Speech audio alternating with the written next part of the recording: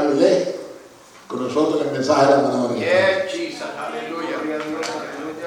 Aleluya. Fuerte aplauso para el Rey en esta noche, hermanos. Déselo fuerte que merece lo mejor. Amén. Gloria a Dios para siempre. Quiero aprovechar que estemos de pie, ¿verdad?, para leer la porción escritural de esta noche. Acompáñenme rapidito, hermanos, en el libro de Génesis, el capítulo número 50. Vamos a estar leyendo unos cuantos versos de ese capítulo. Gloria a Dios. Hay poder. Gloria a Jesús. Capítulo 50 del libro de Génesis, verso 18. Aleluya. En adelante. Gloria a Dios. 18 al 21. Y después que estemos en Génesis 50, leamos Génesis 50, verso 18 al 21. Vamos a ir a Romanos capítulo 8. Gloria. Aleluya. Bendecimos el nombre del Señor. Aleluya. Génesis capítulo 50, verso 18 hasta el verso 21. Agradecemos al Señor. Bendecimos su nombre. Gloria a Dios. Génesis 50, versos 18 al 21. Cuando usted lo tenga, notifíquelo con un poderoso amén. La Sagrada Escritura dice: vinieron también sus hermanos y se postraron delante de él y dijeron: henos aquí por siervos tuyos. Y les respondió José: no temáis. ¿Acaso estoy yo en lugar de Dios? Vosotros pensasteis mal contra mí, mas Dios lo encaminó a bien, para hacer lo que vemos hoy, para mantener en vida a mucho pueblo. Ahora pues no tengáis miedo, yo sustentaré a vosotros y a vuestros hijos.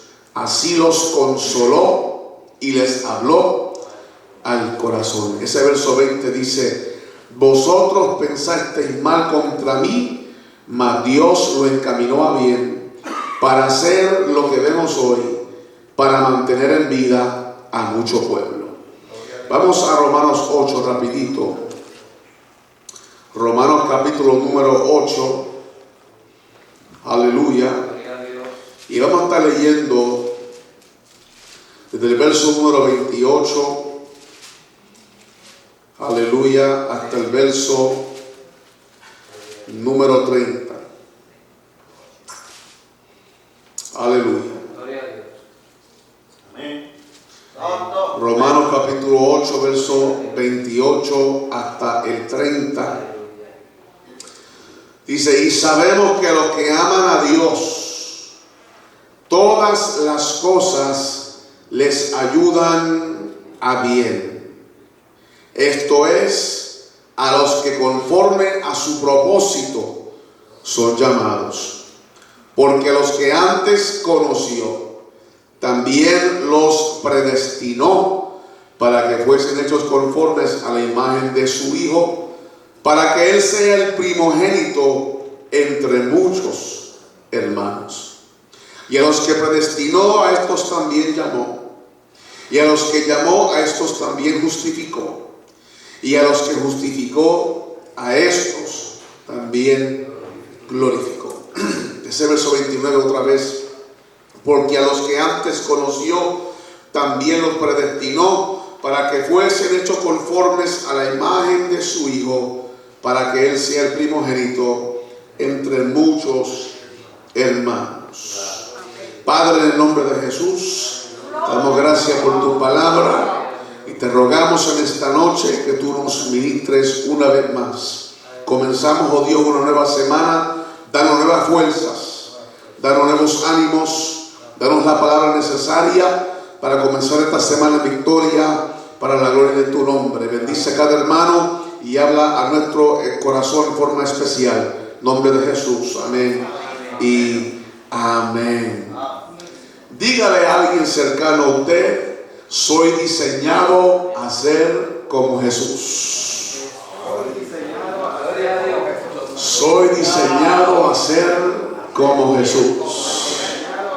Aleluya. Damos gracias a Dios en esta noche. Gloria a Dios. Quiero excusar a mi amada esposa, que ella está en una reunión muy importante en la iglesia donde nos congregamos, aquí muy cerca, en colindancia, Orlando, en colindancia con la ciudad de Kissimmee. Y pues se nos recordó en esta mañana cuando nos congregamos que teníamos esta reunión esta noche. Entonces yo le dije, pues déjame allí y tú te vas y regresas entonces para por lo menos agarrar el pegado, y así podemos estar en más de un lugar a la misma vez, yo representándote a ti y tú representándome a mí. Así que damos gracias a Dios en esta noche. Gloria a Dios por esta oportunidad que Dios nos da de poder estar con ustedes, y expreso mi gratitud hacia el pastor de la iglesia local por haber tenido en bien preparar estos días.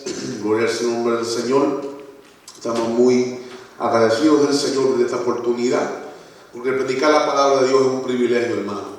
No es un derecho, es un privilegio inmerecido que Dios le ha concedido a toda la iglesia, porque todos somos mensajeros del Evangelio del Señor, cada uno en diferentes lugares, en diferentes perspectivas, pero todos anunciamos la buena nueva de salvación. Y algunos, pues, por misericordia del Señor, pues Dios lo tiene en la faceta desde el púlpito, pero todos nosotros, donde quiera que estemos, podemos anunciar el Evangelio del Señor. Amén. Así que les deseo que el Señor les siga bendiciendo de forma muy especial, que siga bendiciendo esta iglesia, esta obra en forma sobrenatural.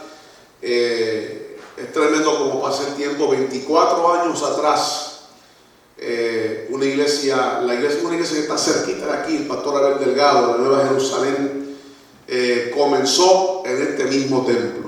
Comenzó en este mismo templo cuando empezó a congregarse unos cuantos hermanos que estaban comenzando la obra, que todavía no tenían ni pastor todavía. El pastor Abel no había sido enviado desde Massachusetts para acá todavía. La organización que ellos pertenecían estaban todavía en esos trámites de conseguir un pastor que viniera. Y en ese lapso de tiempo fue la primera vez que yo pisé este templo, en el 1994. Imagínense usted, 24 años después, está todavía en buenas condiciones, y más de una congregación ha tenido sus comienzos en este templo. Así que este templo es un templo de bendición.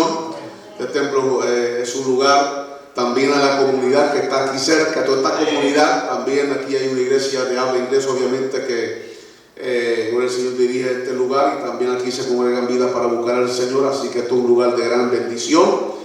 Y así Dios mediante, pues como Dios hizo con el pastor Abel, también ustedes se multipliquen y fructifiquen y crezcan, y también Dios le dé su propio lugar donde puedan adorar al Señor con esa libertad de desarrollar toda la programación que quieren. Amén. ¿Cuántos tienen fe que Dios puede hacer eso? Seguro que Dios puede hacer eso, porque Dios es poderoso y para Él no hay nada imposible. Amén. Gloria al Señor. Aleluya.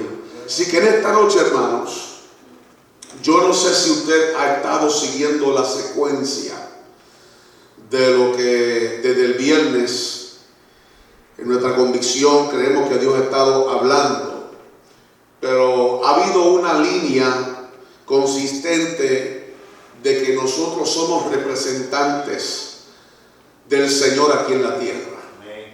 Y que para que ese propósito se pueda desarrollar a máximo en nosotros, el viernes dijimos que teníamos que perder nuestra vida para poder ganar la vida de Cristo. Y que anoche también estamos hablando de la necesidad y el propósito de amar a los demás como Él nos ha amado a cada uno de nosotros.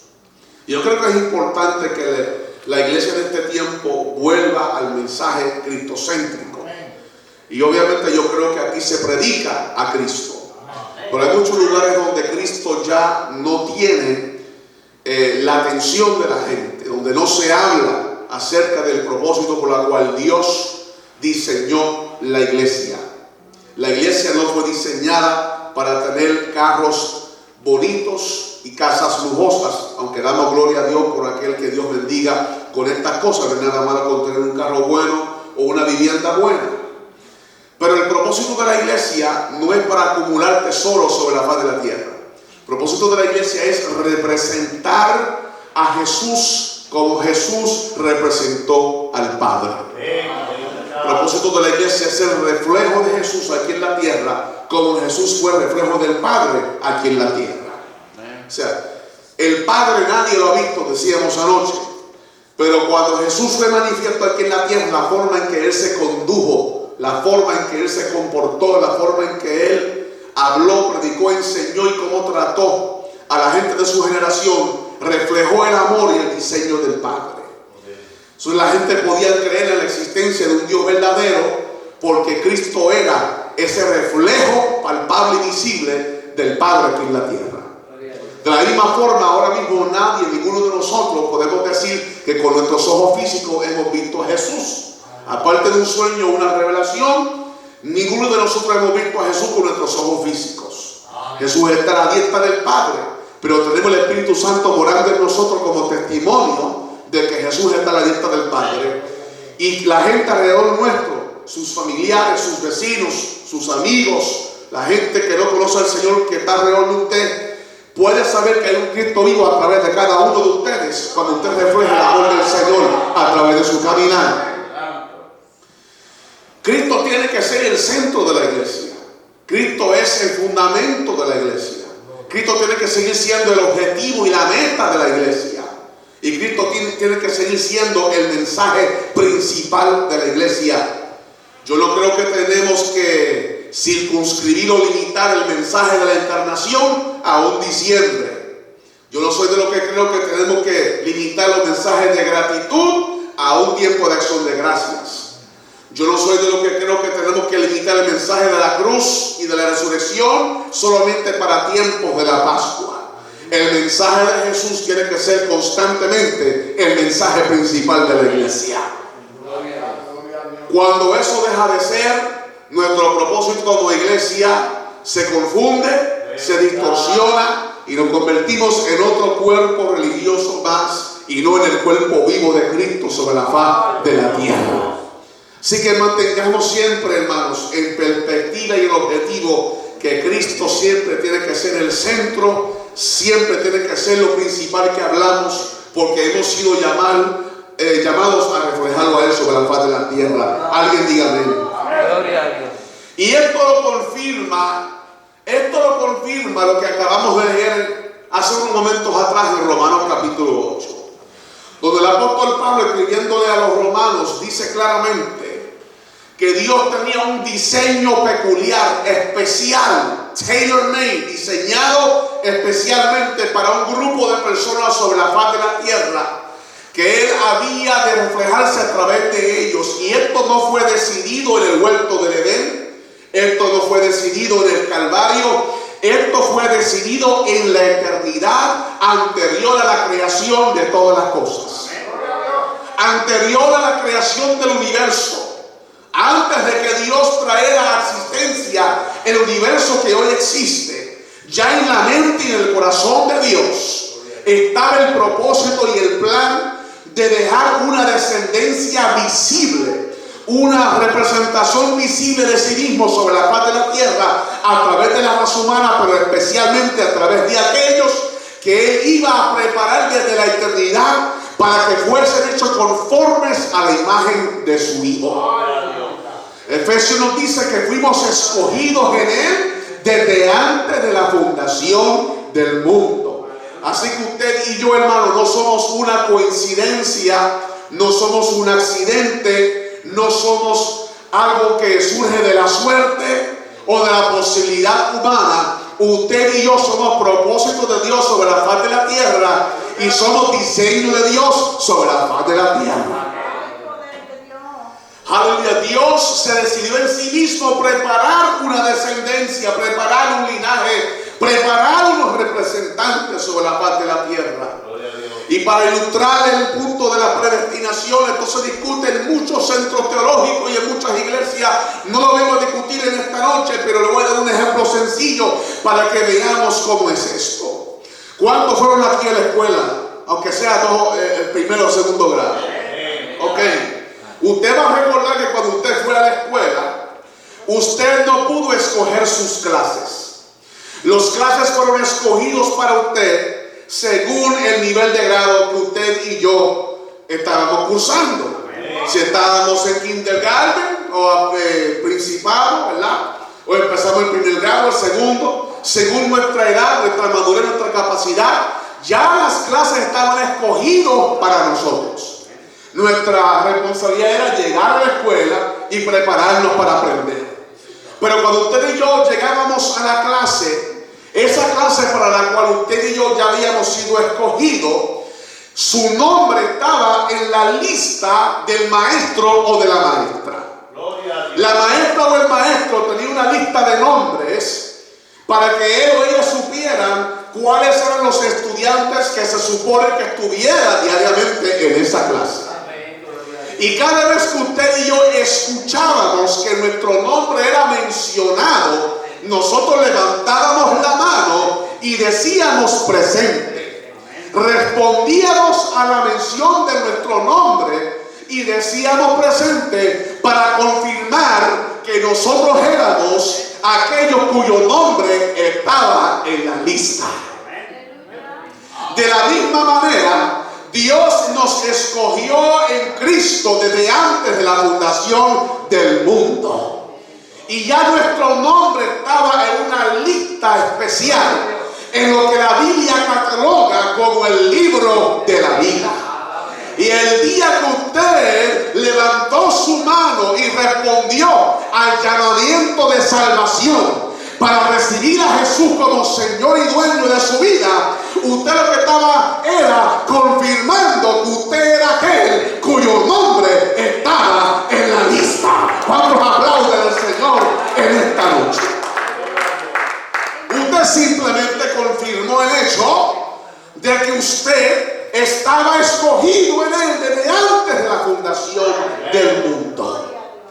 Ahora, cuando Él nos escogió en Él desde antes de la fundación del mundo, vuelvo y repito, el diseño ya estaba formado. No fuimos con otro diseño que el diseño de Cristo. Ser reflejo de Cristo. Ser, por decirlo así, si usted me lo permite, una raza de Cristos. Porque la palabra Cristo significa ungido. Y nosotros íbamos a seguir y continuar, gloria sea al Señor, ese diseño que Dios manifestó plenamente en la persona de su Hijo y le ha dado a la iglesia que lo manifieste por medio del Espíritu Santo. Por ese diseño, mis amados hermanos, no comenzó con la iglesia. La iglesia estaba predestinada para manifestar ese diseño, pero ese diseño comenzó desde el mismo comienzo de la raza humana. Por eso es que en 1 Corintios capítulo 15, Pablo cataloga a Jesús como el segundo Adán. Porque el primer Adán se supone que fuese conforme al diseño de Dios, y lo fue, pero él manchó ese diseño. Él corrompió ese diseño a través de la desobediencia. Inmediatamente, aunque esto fue decidido en la eternidad, Dios manifiesta a Eva su propósito y le dice: de tu descendencia se levantará uno que herirá a la serpiente en la cabeza, y la simiente de la serpiente le herirá en el calcañar. Ahí vemos la primera promesa de redención, donde Dios está anunciando que había de venir uno del linaje de los hombres que había de arreglar lo que Adán acababa de desarreglar. Y su nombre se llama Jesús, y a su nombre sea toda la gloria, la honra y la alabanza. Ahora, cuando usted ve la secuencia bíblica, tenemos un Abel. Y en Abel vemos a uno que le trae a Dios, no el sobrante, le trae a Dios lo mejor. Dio lo mejor de sí para Dios. ¿Qué oficio ejerció? Pastor de ovejas. Y por ser justo y transparente ante Dios, sufrió la muerte. ¿No se parece eso a Jesús, el buen pastor que su vida dio por las ovejas? Porque le ofreció al Padre todo. Amén. Derramando su vida hasta la muerte.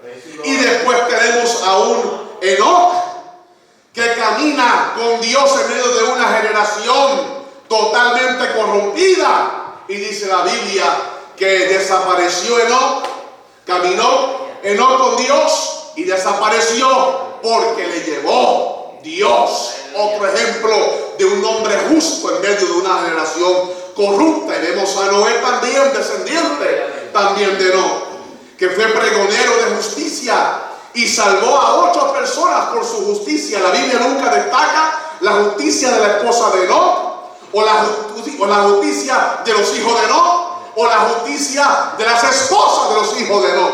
Simplemente se refiere a Noé como el justo, a Noé perfecto en sus generaciones, y que con él, Noé por su fe, dice el libro de los Hebreos capítulo 11, que por la fe Noé condenó al mundo y salvó a su familia. 8 personas estamos hablando. De la misma manera, Cristo con su justicia nos salvó a nosotros de la ira venidera que ha de venir a través de una conducta intachable ante la presencia de Dios en medio de una generación corrupta también.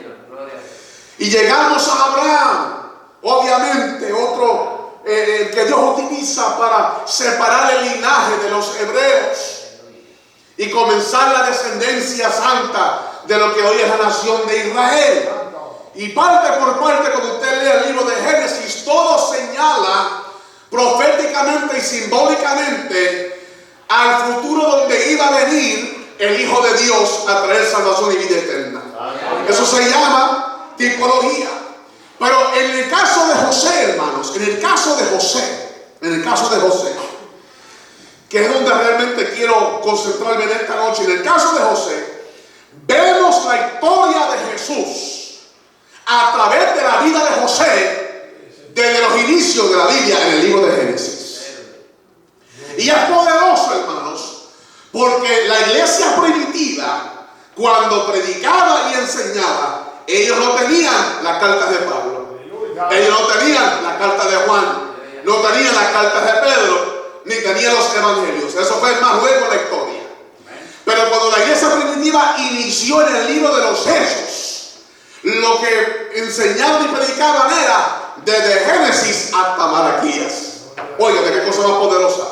Desde Génesis hasta Malaquías predicaban, enseñaban e instruían a la iglesia en lo que se estaban convirtiendo.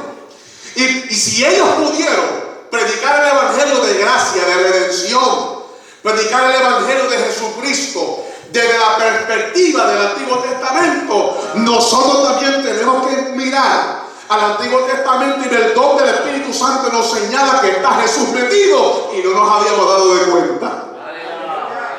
Porque Pablo conocía todo el Antiguo Pacto, desde Génesis hasta Malaquías. Pero cuando el Espíritu Santo le abre los ojos, ilumina los ojos de su entendimiento, Pablo empezó a ver a Jesús donde siempre estuvo, pero él no se había dado de cuenta. Por eso que en esta noche, hermano, yo le invito en los próximos minutos, no sé si va a ser otra hora, 2 horas o 3 horas, no se preocupe. Vamos a ver, hermanos. Esto quizás usted ya lo sabe, pero como dijo el apóstol Pablo, para mí no me es molestia repetir la misma cosa y para vosotros es provechoso. De vez en cuando necesitamos que se nos recuerde lo que ya sabemos. ¿Cuántos alaban el nombre del Señor? Vamos a ver la vida de José. Amados hermanos, Jacob tuvo 2 esposas. Y esas esposas, cada una de ellas compartió con él una de sus siervas.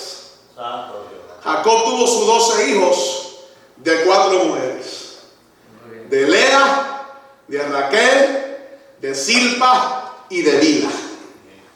En aquel tiempo se permitía.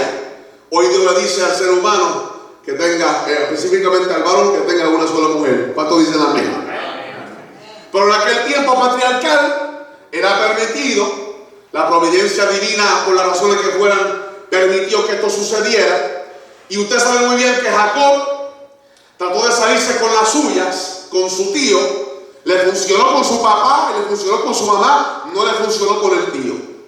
Le trabaja 7 años al tío, a Labán, para que él le diera a Raquel, la más hermosa de sus hijas. Y nos dice la Biblia que cuando llega el momento de la ceremonia matrimonial, Labán le entrega a Lea, y estaba cubierta de manera que Jacob no podía darse de cuenta quién ella era. Aquella noche tuvieron obviamente la unión matrimonial, pero cuando por el día la luz manifiesta el asunto, Jacob se da cuenta que le habían dado a Lea y no a Raquel. Y le viene a reclamar al tío: ¿qué tú has hecho? Yo te trabajé 7 largos años. Y dice la Biblia que les pareció poco a Jacob porque él amaba a Raquel. De manera que cuando Labán le dice: es que esa no es la costumbre entre nosotros de dar la menor primero damos la mayor, pero te voy a dar a la menor a Raquel si me trabaja otros 7 años más. Eso debe de recordarnos a nosotros que tengamos cuidado con lo que hacemos, porque todo lo que el hombre sembrare, eso también cosechará. El que siembra trampa, cosechará también trampa. Y Labán le da a Raquel y él tiene que trabajar otros 7 años más.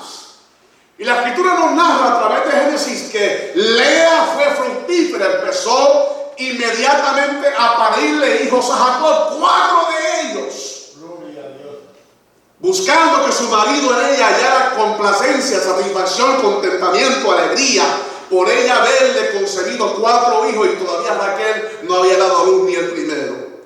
Pero como Jacob amaba a Raquel y no a Lea, los hijos que le estaba dando Lea no fueron suficientes. Entonces Raquel procede a darle su criada Bila a Jacob, y con la criada de Raquel Jacob tiene 2 hijos más. Y Lea parece que estaba asomada por la puerta mirando todo lo que estaba pasando, y entonces le dijo: pues déjame darte mi sierva también, porque hubo un momento en que Lea no pudo dar a luz tampoco, se le trancó la matriz. Y le dio a Zilpa, y Zilpa le da también otros 2 hijos a Jacob. Óigame, qué cosa más tremenda. Lo que había una factoría de muchachos allí. Sorry, que se yo Lea.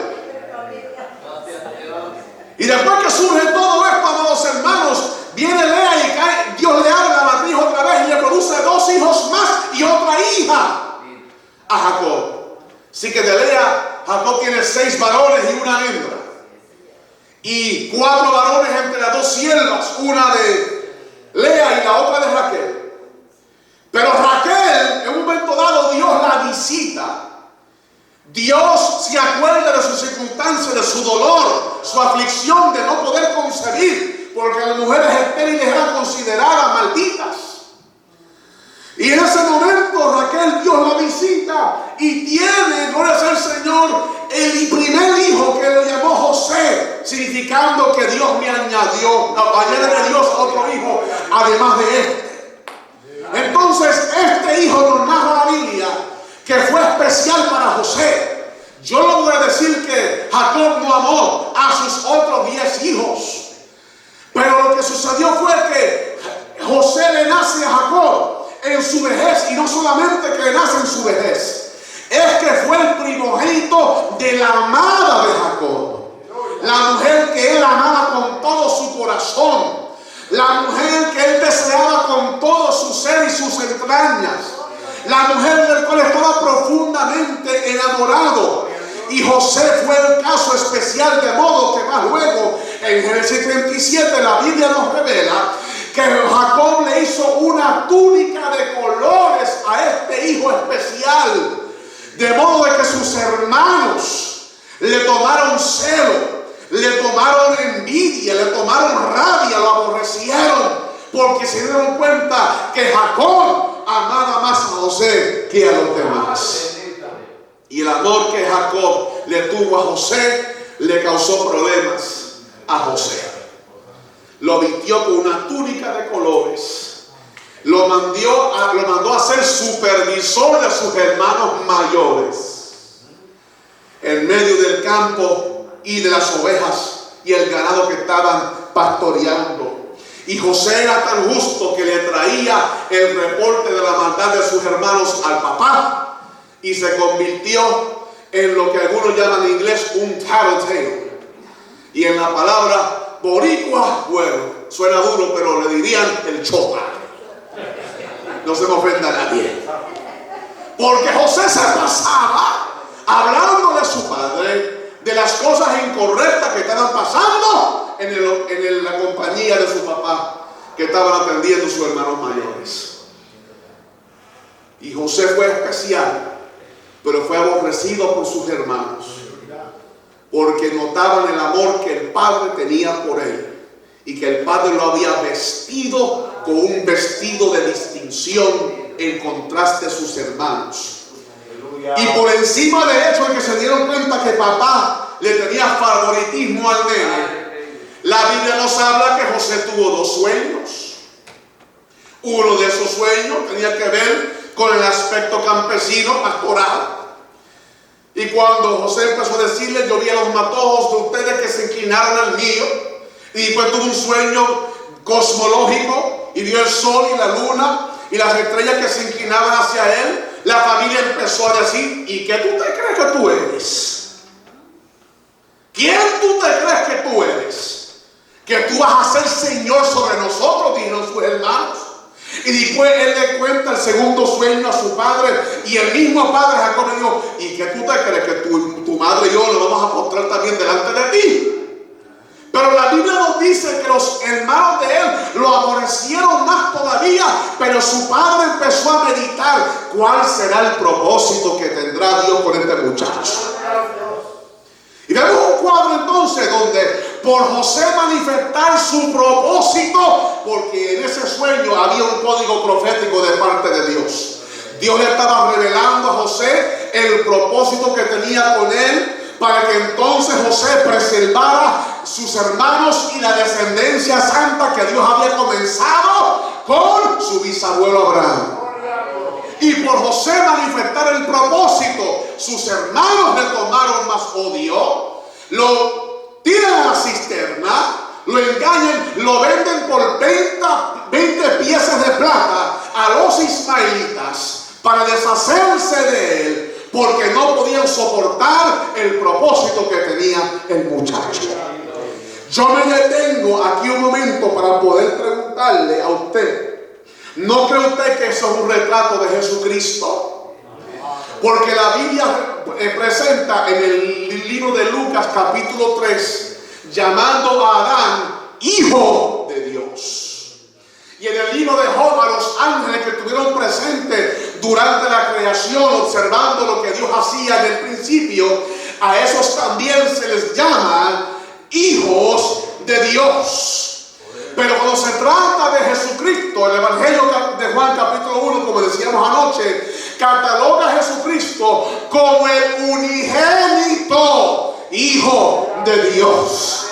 Quiere decir que en toda la clasificación bíblica de lo que son hijos de Dios, Adán como creación divina y la raza humana, los ángeles como creación divina de igual manera, entre toda la clasificación de seres que se llaman hijos de Dios, Cristo tiene un lugar único, porque Cristo es el engendrado del Padre, el verbo de Dios eterno que fue hecho carne. Nadie más tiene esa clasificación, nadie más llena esos requisitos. Hebreos 1 dice: ¿a cuál de los ángeles dijo jamás: mi hijo eres tú, yo te he engendrado hoy? Cuando Jesús nació en Belén de Judea, usted recordará, los ángeles empezaron a cantar: gloria a Dios en las alturas y en la tierra paz con los hombres y buena voluntad. Tuvieron que adorar al niño que había nacido, porque ese niño que estaba en los brazos de María y de José era el verbo de Dios encarnado, era Emmanuel, Dios con nosotros, el unigénito Hijo de Dios, que había de ser aborrecido también por sus hermanos. El mimado del Padre.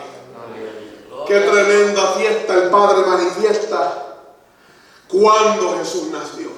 Los ángeles le adoran. Un grupo de pastores llegan también para adorarle. Al año y medio vinieron unos magos del oriente. No se le llaman reyes ni tampoco eran 3. Dividamos los mitos de la realidad bíblica. Y ellos le trajeron oro, incienso y mirra. Había algo especial acerca de aquel niño. Y cuando aquel niño creció y se desarrolló, por 30 años nos dice la Escritura que aquel niño llamado Jesús se desarrolla. Le conocían como el hijo de José, el carpintero. la mayoría de las personas no se dieron cuenta quién era el que estaba allí. Y la Biblia nos dice también a nosotros que sus propios hermanos no creían en él. De modo que hubo una ocasión está Jesús con sus discípulos y aparece mamá y aparecen sus hermanos y le dijeron: mira, afuera está María y están sus hermanos esperando por ti. Y dijo: ¿quiénes son? Mi madre y mis hermanos.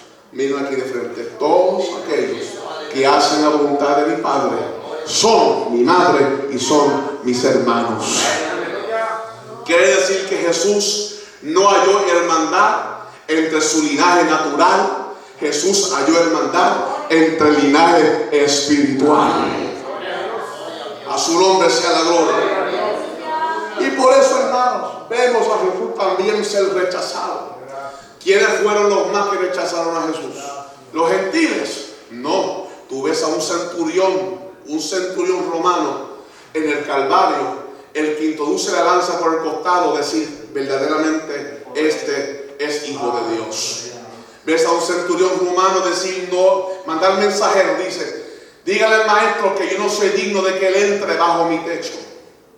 No soy digno, pero que yo reconozca la autoridad que él tiene. Yo también soy un hombre en autoridad y bajo autoridad. Le digo a este: ve y va. Lo único que tú tienes que hacer es enviar la palabra. Di la palabra y mi siervo va a sanar. Y Jesús se maravilló y dijo: os digo que ni en Israel he hallado yo tanta fe. Halló más fe en el corazón de un centurión romano que en el mismo corazón de los judíos que se supone que creyeran en él. Una mujer sirofenicia, cananea, aleluya, está buscando un milagro. Saliendo Jesús de las vacaciones, alaba.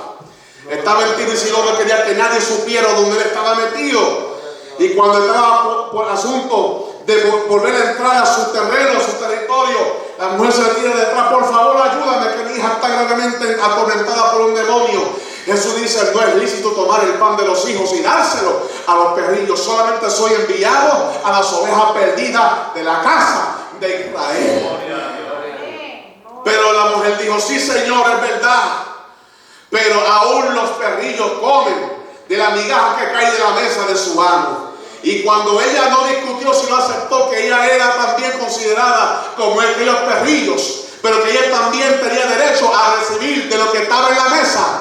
Aleluya, eso fue una proclamación profética que aquella mujer estaba haciendo. Sí, soy perrillo, pero le pertenezco a la casa también.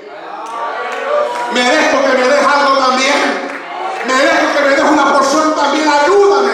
Jesús dijo: oh mujer, grande es tu fe, hágase contigo como tú has pedido. En aquella hora salió el demonio, porque hermano, no es por mérito, es la gracia y misericordia de Dios lo que produce los milagros. Es la misericordia de Dios lo que hace que Él responda a nuestras necesidades. Alguien diga amén en esta noche. Aleluya. Aquella mujer no recibió un milagro porque lo merecía. Recibió el milagro porque la misericordia de Jesús se manifestó a favor de ella.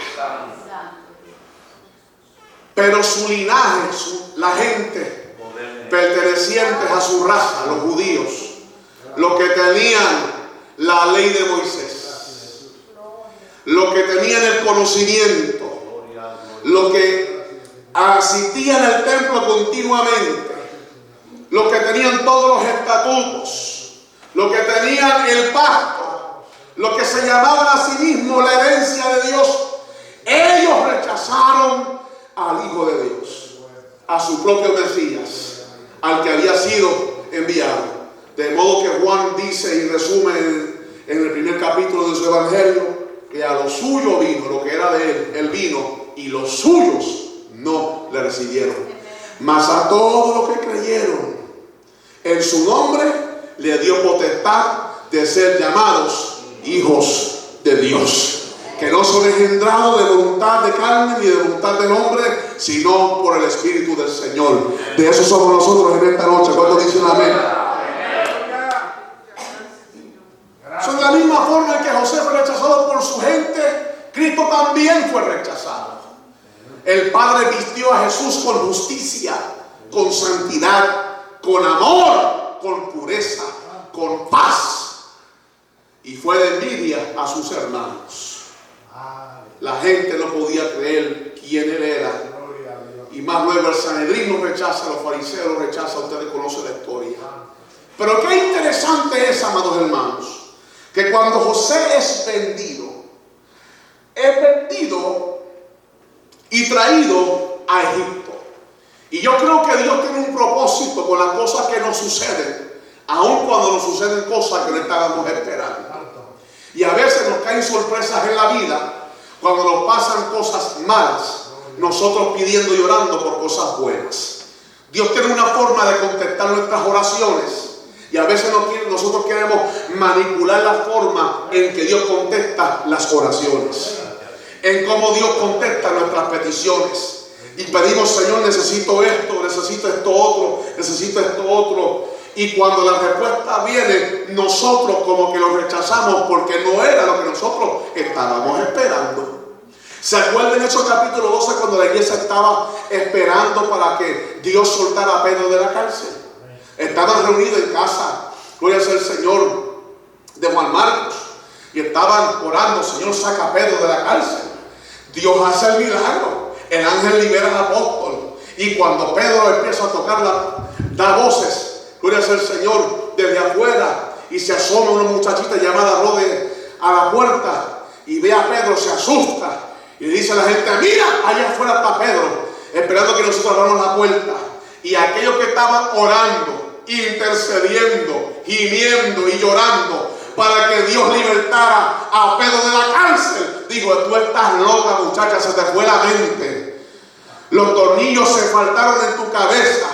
¿Qué esto sucedió? No. Entonces cuando ella insistió, no es Pedro, está ahí, yo lo vi, pues, quizá es su ángel, porque el judío tiene una creencia que hay un ángel que anda con nosotros, que se parece igualito a cada uno de nosotros, quizá es su ángel. Y ella decía, no, ni es su ángel, ni estoy loca, Pedro está allá afuera. Y de momento cuando él entra, ellos se dan de cuenta que Dios había libertado a Pedro. Lo que estaban orando, aleluya, cuando llegó la respuesta no se dieron de cuenta. Y muchas veces nosotros cuando llega la respuesta no nos damos de cuenta, porque Dios no hace las cosas como nosotros la estamos esperando, pero Él contesta como Él quiere, porque Él sabe cómo hacer las cosas. ¿Cuántos bendicen su nombre en esta noche? Hermano, a veces lo que usted está pidiendo, Dios se lo va a dar y contestar, pero va a utilizar un método que usted no está esperando. Yo me recuerdo rápidamente, 30 segundos me tomo para contar este testimonio de un hermano que estaba teniendo una necesidad económica. Y le digo, Señor, yo necesito una respuesta, una intervención tuya, porque estoy en necesidad financiera. ¿Sabe lo que pasó? Les barataron el carro en un accidente.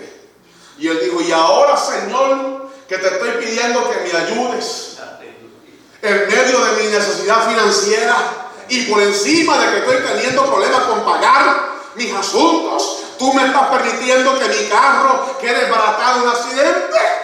Y es que no se daba cuenta que Dios estaba obrando, porque cuando vino el seguro y le entrega un cheque por una cantidad mayor de lo que el carro valía, no se dio cuenta que Dios desbarató el carro para darle el dinero que necesitaba y más todavía, porque Dios obra por senderos misteriosos. Cuando usted le pida, diga, hágase tu voluntad, aquí en la tierra como allá en el cielo.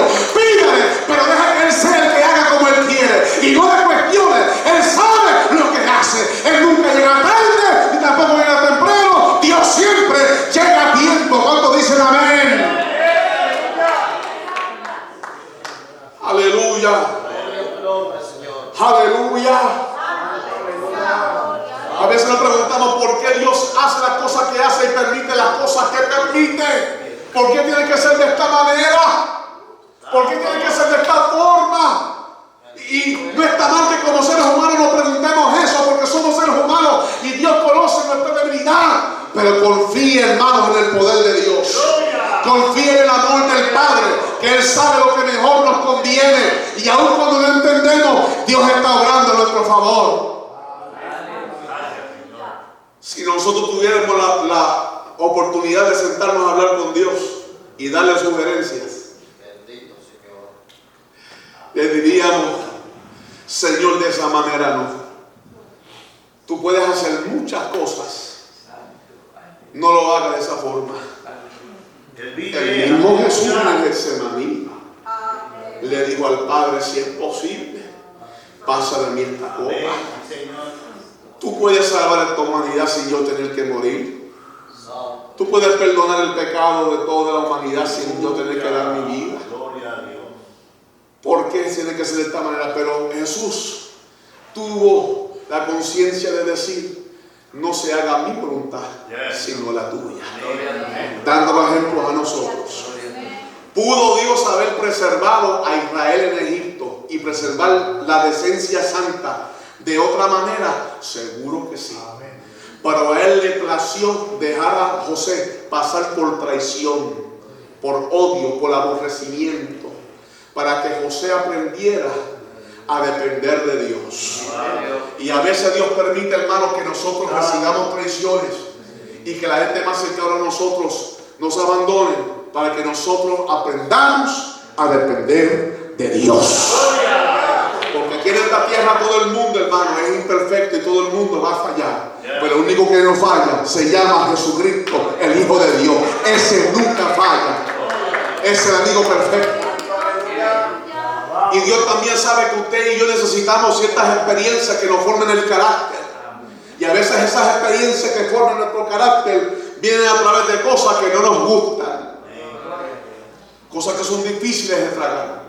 Cosas que nos duelen a lo más profundo de nuestro ser, pero son plan y propósito de Dios para poder desarrollar un propósito y hacer algo contigo. Y usted conoce la historia de José. Llega de ser hijo, llega a Egipto para ser siervo. Y fue siervo en la casa de Potifar. Pero dice la Biblia que todo lo que José hacía, Jehová lo prosperaba. Porque José agradó a Dios. Fue a los 17 que tuvo los sueños. Y pasó varios años, no 2 años y 3, o 2, o 3, o 4. Pasó varios años allí con Potifar. Algunos calculan quizás de entre 8 a 10 años estuvo allí en casa de Potifar, porque a veces nosotros queremos que Dios haga las cosas rápidas. Pero Dios estaba formando el carácter de José. Porque mientras estaba en la casa de su papá, era el mimado. Pero acá le iba a aprender responsabilidad, iba a aprender obediencia, iba a aprender sometimiento.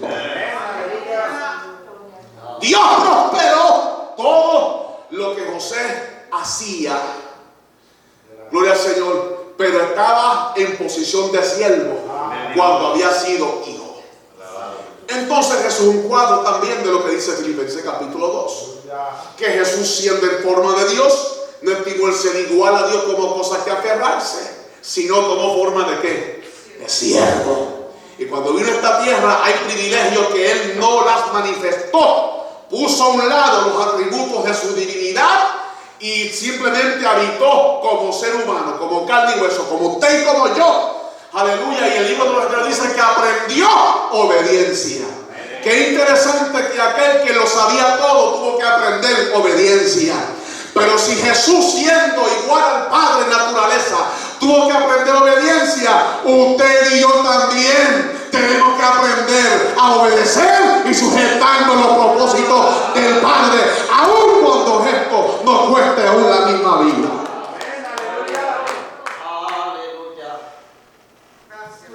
Poderoso Dios. Y viene la esposa de Potifar y le pone el ojo porque José era hermoso, bien parecido. Yo no sé si tenía músculo o no lo tenía, pero era hermoso. Y las egipcias históricamente vestían muy sensualmente. Mujeres dedicadas, orientadas hacia el hedonismo, el placer. Y le tiró el ojo y dijo: wow, este muchacho está jovencito y guapo. Y usted conoce todo. Pero José respondió diciendo: tu Señor, tu esposo, me ha dado todo en esta casa para yo administrarlo, menos a ti, porque tú le perteneces a él. Y sobre todo, ¿por qué yo haría esto y pecaría yo contra Dios? O sea, José no solamente estaba pensando en su posición terrenal, estaba pensando en su relación espiritual. Por eso anoche decíamos que el amor es mayor que el interés. Porque hay gente, aún dentro de la iglesia, no hay nadie de eso aquí esta noche, así que no se preocupe, pero hay gente dentro de la iglesia y hay aún ministros, amados hermanos, que no hacen las cosas porque, ¿y qué van a decir después? Pendiente de lo que dicen los hombres, pendiente de lo que diga el concilio, pendiente de lo que diga la gente que los conoce, pendiente de lo que diga la sociedad, pero no tienen en su mente: si yo hago esto, le fallo al que me llamó, al que me salvó, al que me redimió con su amor y su redención y su sangre. Lo primero que tiene que pensar el creyente, antes que lo que digan la gente, los hombres, el concilio, lo que sea qué es lo que dice Dios. Si esto agrada a Dios o no le agrada, si esto le da gloria a Dios o no le da gloria. Todo lo que hacemos por palabra o por hecho tiene que ser para la gloria de Dios a través de Jesucristo. Si lo que nosotros hablamos, hermano, o hacemos no es para la gloria de Dios, eso es lo primero que tiene que valer en su mente, antes que la opinión de la gente. Porque yo puedo estar bien con la gente y mal con Dios, pero lo importante es estar bien con Dios aunque esté mal con la gente. Denle un aplauso fuerte al Señor en esta noche.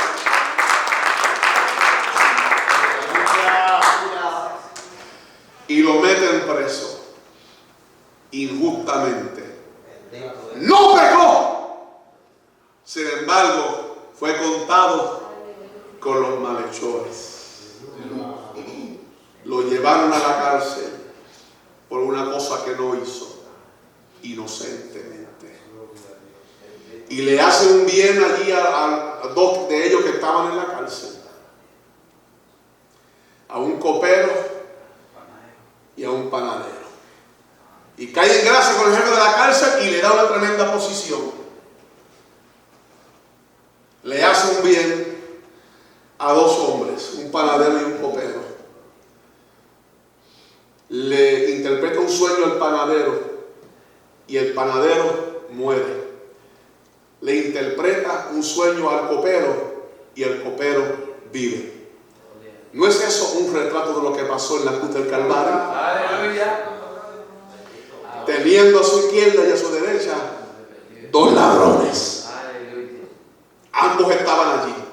Uno de ellos se perdió y el otro dijo: acuérdate de mí cuando estés en tu reino.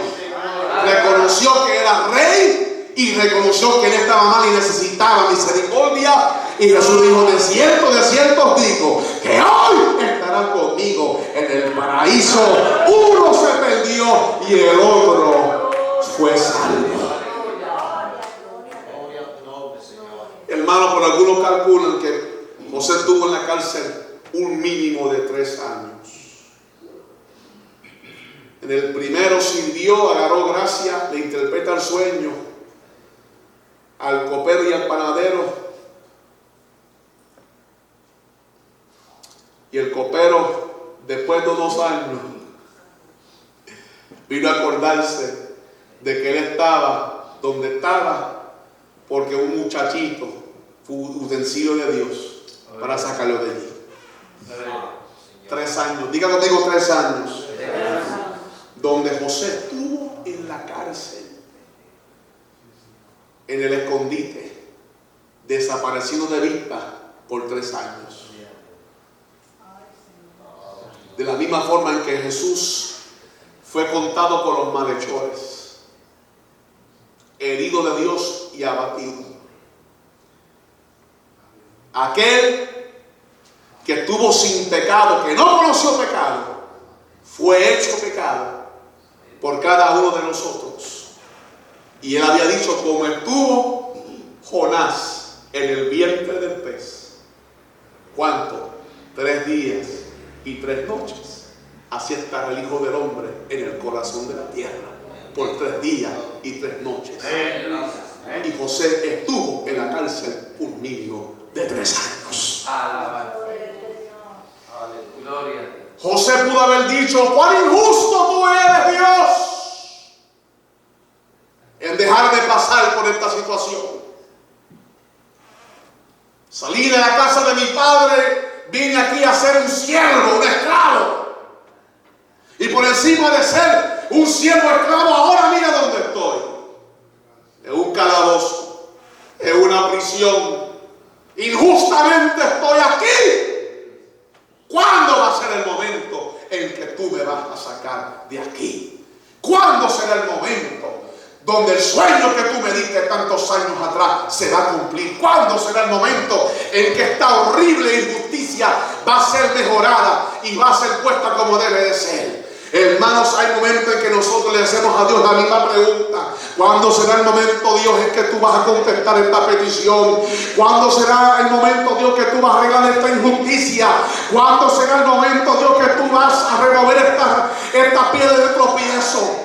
Que tú vas a remover esta montaña, que tú vas a redimir con ese Señor mi reputación. Me la acusaron de una cosa que no hice y todo el mundo lo cree y fue una mentira, fue una falsa acusación. ¿Cuándo será el momento, Señor, y que tú vas a limpiar mi imagen cuando tú sabes que he andado rectamente delante de ti? Aleluya, hermano, a veces Dios nos deja pasar por el momento difícil, por la salsa, el Guayacán, por el valle de sombra de muerte. Pero el salmista dijo: no temeré mal alguno, porque tú estarás conmigo, tu vara y tu callado me infundirán aliento. Espera en Dios, alma mía, espera en Dios. ¿Por qué te abajas, oh alma mía? ¿Por qué te turbas dentro de mí? Espera en Dios, porque aún he de alabarle, salvación mía y Dios mío. Espera en Dios, hermano, confía en Dios. Él tiene una solución y tarde que temprano Dios va a hacer algo y el mundo será testigo de lo que Dios va a hacer en tu vida. Vamos a alabar el nombre poderoso del Señor. Dígale a alguien que está cerca de usted: Él lo va a hacer. Dígaselo con convicción: Él lo va a hacer. Yo no sé cuándo ni cómo, pero Él lo va a hacer. No importa lo que diga el médico, Él lo va a hacer. No importa lo que diga el banco, Él lo va a hacer. No importa lo que diga el enemigo, Él lo va a hacer. Yo lo creo, Él lo dijo y Él lo va a hacer. Yo seguiré esperando y confiando y alabando su nombre, porque yo sé que Él lo va a hacer. Oh, gloria.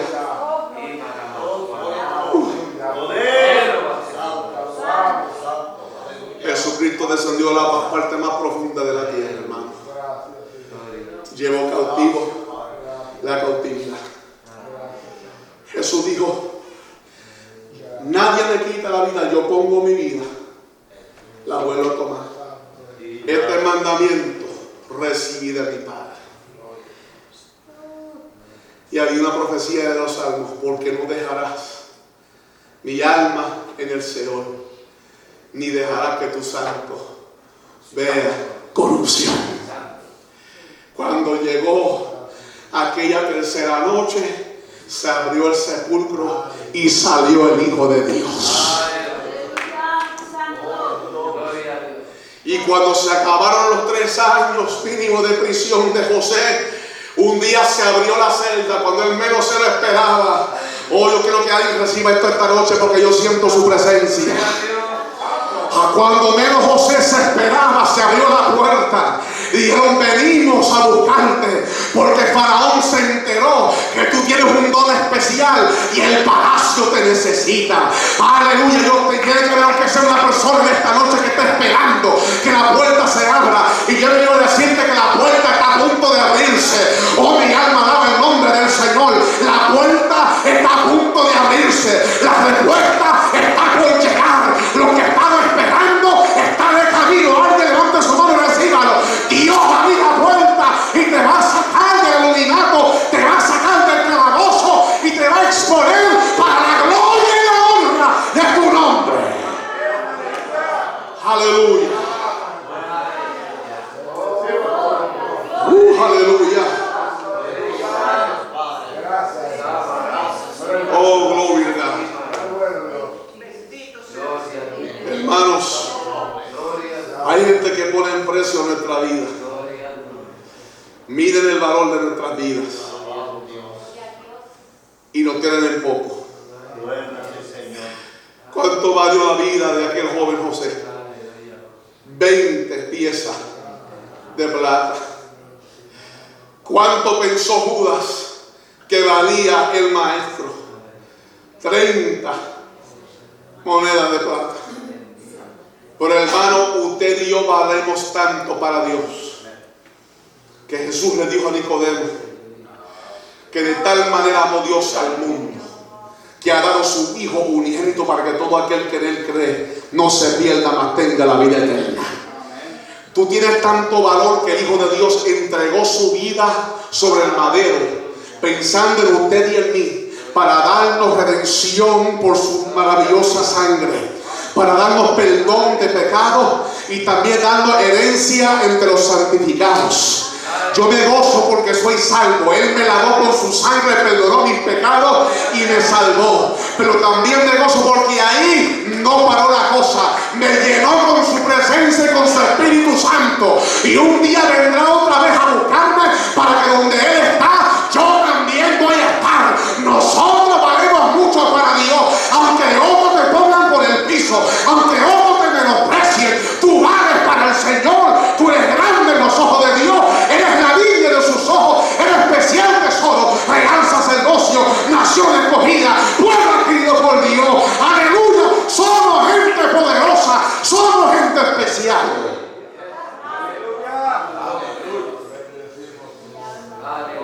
Y no deje que nadie le diga lo contrario.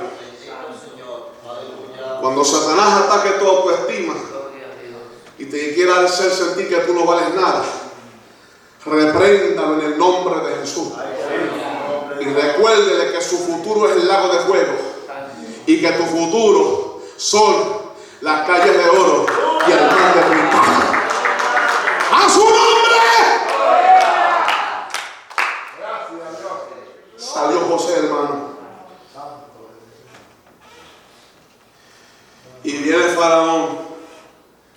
Y cuando se da de cuenta cuán tremendo es este joven. Qué interesante. José a los 30 años de edad entra al palacio. A la misma edad que Jesús comenzó su ministerio. Hermanos, quizás los judíos que todavía hoy en día muchos de ellos no reconocen a Jesús, dirán, bueno, esa historia nosotros la conocemos. Los judíos ortodoxos no se dan cuenta que José no solamente fue preservado por Dios para preservar descendencia. José es el primer mensaje evangelístico en el contexto de que su vida reflejó a Jesús desde el libro de Génesis. En ese contexto estoy hablando. Porque podemos hablar de Génesis 3:15, podemos hablar de Enoc, podemos hablar de Abel, de Noé, de todos aquellos. Pero en el Génesis no hay otra figura que ilustre a Jesús como lo fue José. Que Dios le abra los ojos a los judíos, a los rabinos, y se den de cuenta que lo que ellos están esperando hace 2000 años atrás ya vino. Gloria al Señor. José sale y Faraón dice, hermano, Faraón le pone su anillo. Faraón lo viste con ropa real y le dice a José, después de mí, José, no hay nadie más en este territorio que tenga autoridad como tú. Después de mi palabra, la palabra que más vale es la tuya. Tú serás prácticamente mi mano derecha. Yo seré el faraón, pero tú serás el gobernador de todo este territorio. Y Dios puso a José en esa posición, no para que se guiara, no para que tomara venganza, no para que jugara con todo el oro y todas las riquezas de Egipto y se sintiera superior. Dios dejó a José en esa posición para salvar. La Biblia nos dice que Dios el Padre exaltó a Jesús hasta lo sumo y le dio un nombre que es sobre todo nombre, para que en el nombre de Jesús se doble la rodilla de los que están en los cielos, en la tierra y debajo de la tierra. y toda lengua confiese que Jesucristo es el Señor, para gloria de Dios Padre. Amén, aleluya. Dice la Escritura en los Evangelios que Jesús ascendió a los cielos y se sentó a la diestra de la majestad en las alturas. Quiere decir que juntamente con el Padre, Jesús gobierna el universo entero. Amén. Por la palabra de su poder. Amén. Amados hermanos, Bendito Dios. ese anillo representa el Espíritu Santo. El apóstol Pedro dice claramente que siendo exaltado por su diestra, ha derramado esto que vosotros veis y oís. ¿Qué fue lo que fue derramado? El Espíritu Santo, que es las arras de vuestra herencia, el depósito, el anillo de compromiso que nos deja sacar a la iglesia. El Rey vuelve a casarse con nosotros. Aleluya.